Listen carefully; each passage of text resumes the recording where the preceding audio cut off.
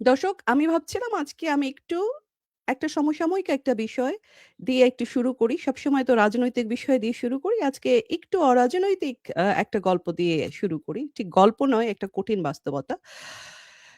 দর্শক, ফ্লোরিডায় ২ বাংলাদেশী আ ছাত্রছাত্রী আ লিমন এবং বৃষ্টি, তারা পিএইচডি শিক্ষার্থী ছিল, ডক্টরাল ক্যান্ডিডেট। তাদেরকে যে হত্যা করা হলো নির্মম নিষ্ঠুরভাবে, সেই হত্যার কাণ্ডের সেইটি আপনারা সবাই নিশ্চয়ই ফলো করছেন। এখন সেই হত্যাকাণ্ডে আ খবর প্রকাশের পরই কিন্তু হিস হিশাম সালে আবু গর্বে নামে ২৬ বছর বয়সী এক মার্কিন তরুণকে গ্রেপ্তার করা হয়েছে এই খুনের দায়ে। এখন দর্শক, সে লিমন এবং বৃষ্টিকে কেন হত্যা করলো এত নির্মম নিষ্ঠুরভাবে? আ আমি দেখলাম পত্রপত্রিকায় প্রকাশিত হয়েছে এবং কেউ ওখানে দেখলাম আমি যে সামাজিক যোগাযোগ মাধ্যমে স্ট্যাটাসও দিয়েছে যে ব্যা এই হিশাম এই ছেলেমেয়েদেরকে খুন করেছে কারণ সে বলছিল যে তাদের যে সুখী জীবন সেটা সে সহ্য করতে পারেনি। আ এবং এক জায়গায় দেখলাম সে বলেছে যে পুলিশকে যে, "They had everything, I had nothing." So এইটাই তার একটা ঘৃণার কারণ। আর তাদের আসলে লিমন এবং বৃষ্টি, তাদের ভবিষ্যৎ, তাদের সম্পর্ক, তাদের সম্ভাবনা সবকিছুই আসলে হিশামের কাছে একসময় অসহনীয় হয়ে উঠেছিল। কারণ হিশাম, যতটুকু জানা যায় যে সে জীবনে তেমন কোনো কিছুই করতে পারেনি। পড়াশোনাও শেষ করতে পারেনি। পরিবারের সাথেও তার সম্পর্ক অত্যন্ত খারাপ। তো এই হিংসা ধীরে, ধীরে কিন্তু তাকে গ্রাস করেছিল। এবং সেই শেষ পর্যন্ত সেই হিংসাই তাকে এমন একটা জায়গায় দর্শক নিয়ে গেল যেখান থেকে তার আর ফেরার পথ ছিল না। এখন দর্শক, আজকে এই গল্পটা আপনাদেরকে শেয়ার করছি এই কারণে যে এই গল্পটা শুধু একটা অপরাধের গল্প কিন্তু নয়। এটি মানুষের মনের মানসিকতার একটা বিপজ্জনক দিকের গল্প। মনোবিজ্ঞানে এটাকে বলা হয় malignant envy। যখন আপনি অন্যের জীবনের সাথে নিজের জীবনকে বারবার তুলনা করেন আর একসময় আপনার মনে হয় আমি না পারলে ও কেন পারবে? তো সেখান থেকেই শুরু হয় কিন্তু ভিতরে, ভিতরে যে ক্ষয় সেটি। তো ১ম এ আপনি অন্যের কৃতিত্ব অস্বীকার করেন। তারপর সেই কৃতিত্ব নিজের দিকে টেনে নিতে চান। তারপরেই আপনি গল্পটাই কিন্তু বদলাতে শুরু করেন এবং শেষে নিজেকেই বোঝান যে আসল অবদান তো আমারই, সবকিছু তো আমারই প্রাপ্য। এখন এই মানসিকতাটা আমরা শুধু ব্যক্তিগত জীবনে কিন্তু না, বড় পরিসরেও কিন্তু দেখি এবং রাজনীতিতেও দেখি। তো গেল ১৮ মাসের অন্তর্বর্তী সরকারের শাসনামলে আমরা দেখেছি যে একজন সুদখোর বৃদ্ধ মহাজন ইউনূস আ কিভাবে একজন নারীর কষ্টে অর্জিত সব সাফল্য মুছে দিয়ে সেগুলো নিজের বলে চালিয়ে দেবার চেষ্টা করছেন। সেটা আমরা দেখেছি। এরপর তিনি দেশটাকে ধ্বংসের দিকে ঠেলে দিয়ে বিদেশি প্রভুদের কাছে দেশটাকে সমর্পণ করে আস্তে, আস্তে কিন্তু উনি সরে পড়েছেন। তো দুঃখজনকভাবে বিএনপি সরকারের গেল ২ মাসেও কিন্তু আমরা একই রকমের প্রবণতা দেখছি। জিয়াউর রহমানকে স্বাধীনতার ঘোষক বানানো, বঙ্গবন্ধুর নাম মুছিয়ে দেওয়ার চেষ্টা, এসব তো আছেই। সেই সঙ্গে আমরা এই খুব সাম্প্রতিকতম উদাহরণ যেটা রূপপুরের কথাই ধরা যাক, রূপপুরের পাওয়ার প্ল্যান্ট। অসহনীয় বিদ্যুৎ পরিস্থিতির মধ্যে যখন জনজীবন, শিক্ষাজীবন, কলকারখানা, জীবিকা সবকিছুই বিপর্যস্ত, তখন রূপপুর এলো কোটি, কোটি মানুষের জন্য আশার আলো হয়ে।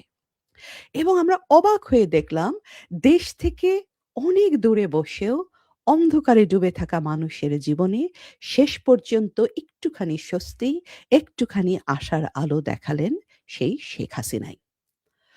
অথচ শেখ হাসিনা যখন এই প্রকল্প হাতে নেন, তখন সবচেয়ে বেশি সমালোচনা করেছিল কিন্তু বিএনপি। মনে আছে আপনাদের দর্শক? মির্জা ফখরুল ইসলাম বলেছিলেন এই প্রজেক্ট নাকি মানুষের কোনো কাজে আসবে না। আপনাদের মনে আছে? আমরা দেখলাম গেল কয়েকদিন ধরে সামাজিক যোগাযোগ মাধ্যম ভেসে যাচ্ছে শেখ হাসিনার প্রতি মানুষের যে স্বতঃস্ফূর্ত কৃতজ্ঞতা সেটিতে। অথচ পাশাপাশি আমরা কি দেখছি? আমরা দেখছি বিএনপির কিছু অত্যন্ত অর্বাচীন ধরনের মানুষ চেষ্টা করে যাচ্ছেন এই কৃতিত্বকে খাটো করে দেখানোর এবং মিথ্যা তথ্য ছড়ানোর এই প্রজেক্টকে নিয়ে।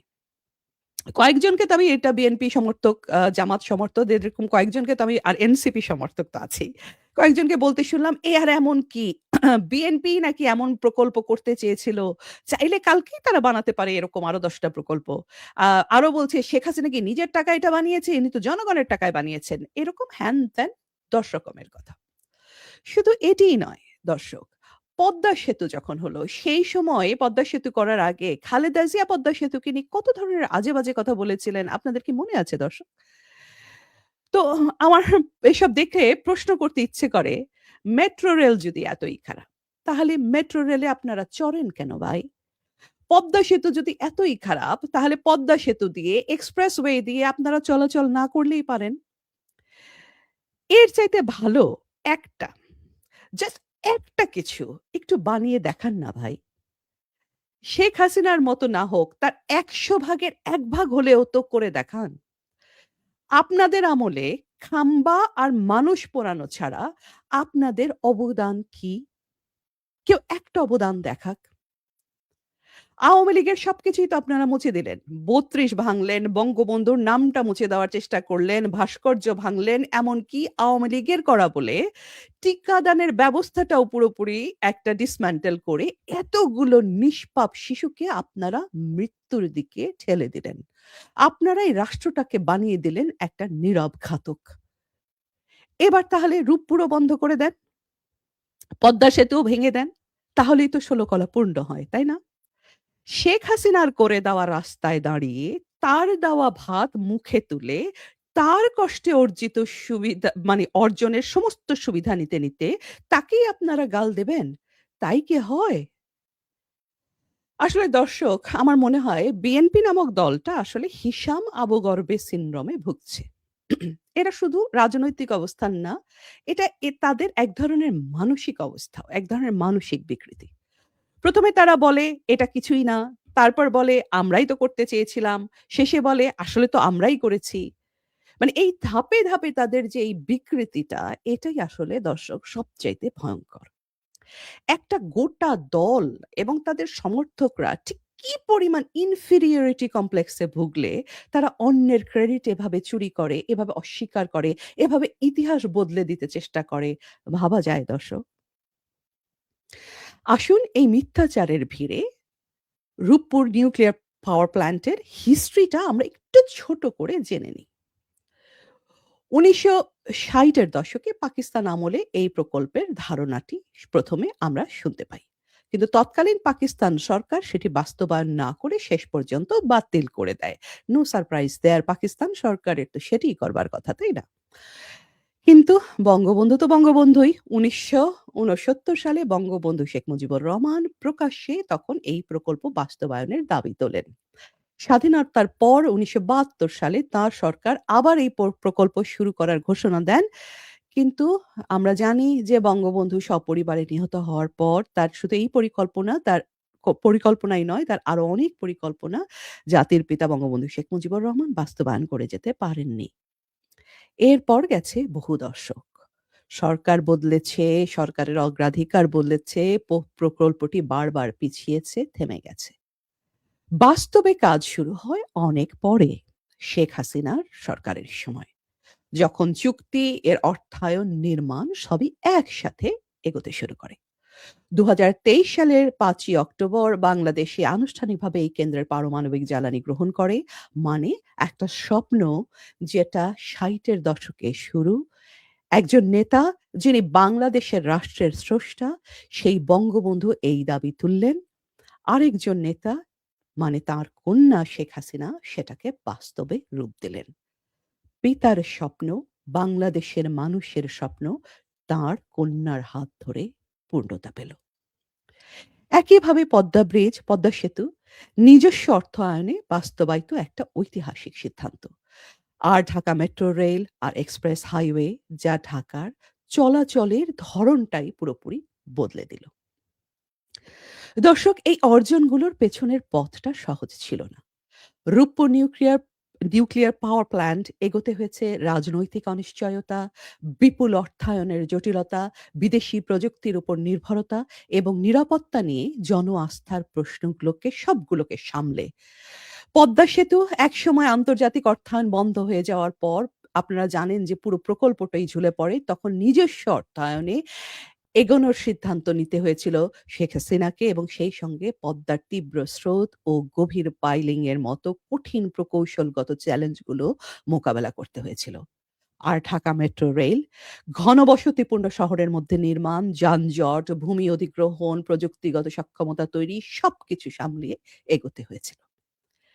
এই পথটাকে বুঝলে তবেই বোঝা যায় যে অর্জন বলতে আমরা যা বুঝি সেটা আসলে কি।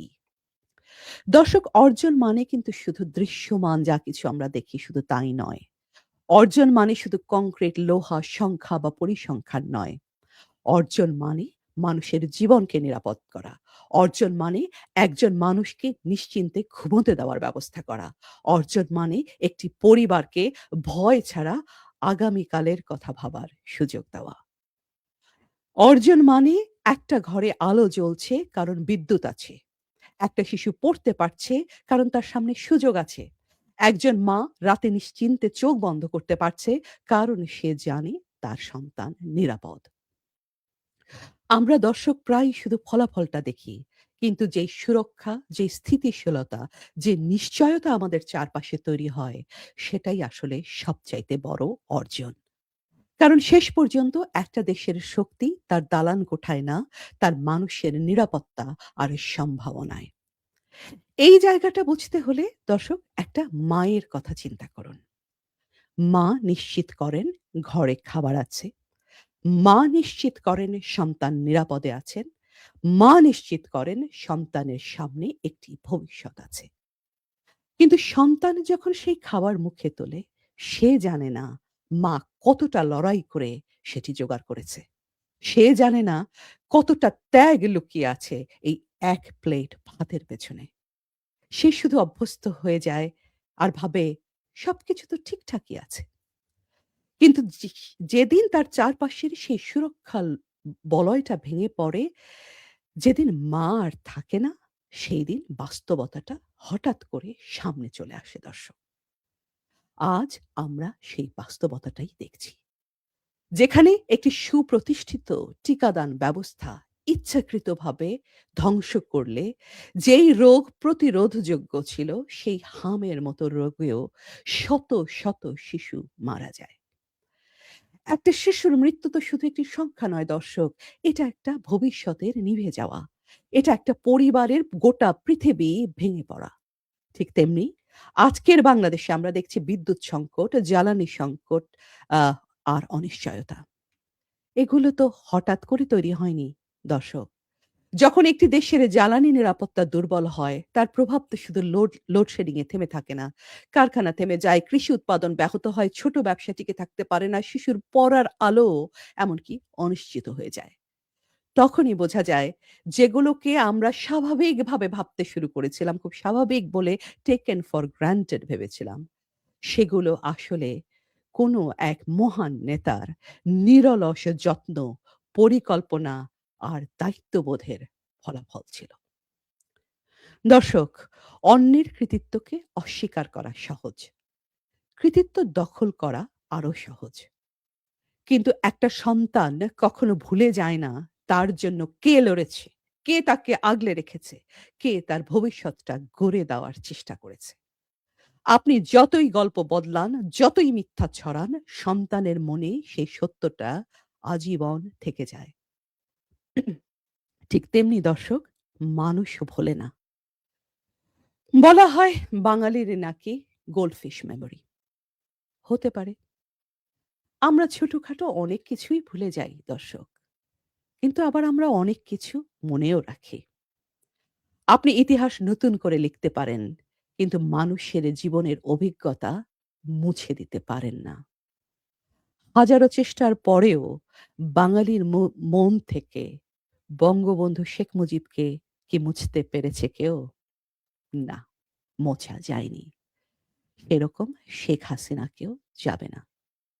তিনি যেমন বাংলাদেশের মানুষকে আগলে রেখেছিলেন, বাংলাদেশের মানুষও তার কথা তাদের বুকের মধ্যে পরম কৃতজ্ঞতায় আগলে রাখবে। কারণ যারা সত্যি মানুষের জীবন বদলে দেয়, আমরা তাদের কখনোই ভুলি না। তাই না দর্শক? জয় বাংলা।